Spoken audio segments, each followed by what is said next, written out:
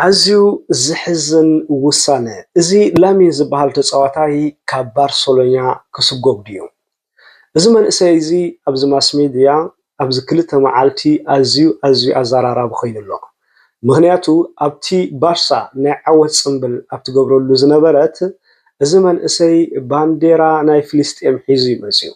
ባንዴራ ናይ ፍልስጤም ሒዙ ምስ መፀ ድማ ዓብ ተቃውሞ ኮይኑ ኣብ ዝተፈላለየ ማስ ሚድያ ድማ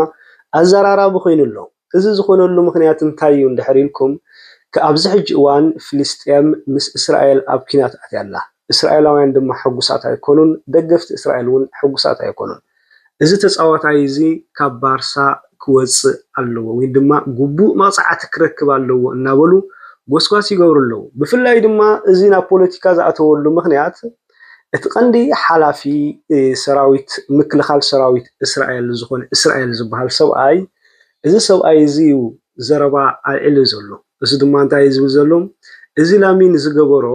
ኣብ ርእሲ እስራኤላውያን ወይ ድማ ኣብ ርእሲ ኣይሁዳውያን ፅልኢ ምዝራእ እዩ ስለዚ ባርሳ ግቡእ ስግምቲ ክትወስደሉ ኣለዋ ወይ ድማ ክሰግዎ ኣለዋ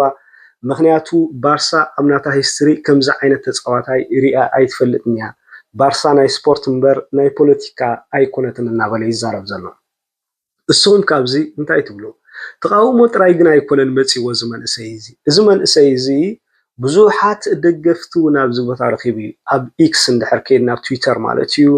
ኣብ ቲክቶክ ኣብ ፌስቡክ ኣብ ዝተፈላለዩ ማስ ሚድያ እንድሕር ሪኢና ናይ ደገፍቲ ይበዝሑ ብፍላይ ድማ እቲ መራሒ ናይ ሃገረ እስጳኛ ዘሎ ቀዳማይ ሚኒስትሪ ነዚ መንእሰይ ዝደጊፍዎ እዩ እንታይ ዝብል ዘሎ ባንዴራ ናይ ፍልስጤም ሒዝካ ብምውፃእኻ እቲ ብእስራኤል ዝተገብረ ጆኖሳይድ እቲ ብእስራኤል ዝግበር ዘሎ ፀገም ኣብ ጋዛ ኩሉ ነገር ኢኻ ናብ ቅድሚት ኣውፂኻዮ በዚ ዝገበርካዮ ድማ ህዝቢ እስጳኛ ከመስግነካ ይግባእ እዚ ዝገበሮ ናይ ሰብኣውነት ዳ እምበር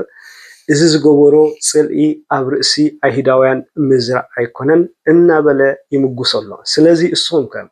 እዚ ዝገበሮ ላሚን ዝሕጉሰኩም ድዩ ይሕዝነኩም ድዩ ስለምንታይ ኣብ ዝብል ኣብ ኮሜንት የራኽበና